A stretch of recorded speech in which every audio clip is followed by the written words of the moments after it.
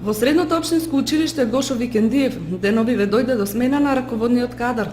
По истекот на мандатот и по распишаниот конкурс за директор, комисијата за вршител на должноста го избра Димче Сребренов.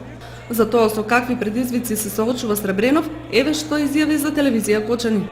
Со одлука на градоначалникот на општина Кочани сум поставен за ВД директор на училиштето Гошо Викендиев во период од 6 месеци, во кој рок би требало да се спроведе конкурс за избор на директор. Значи, тоа е голема чест.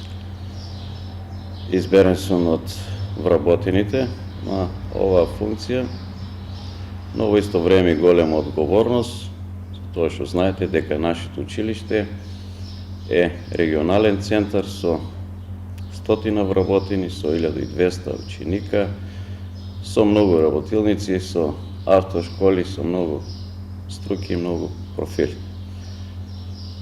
Во овој период, значи од 6 месеци, планирам да ја оправдам таа доверба што ми е дадена, со помош на вработените и нивна соработка, успешно да го одржиме континуитетот на работа на нашето училиште.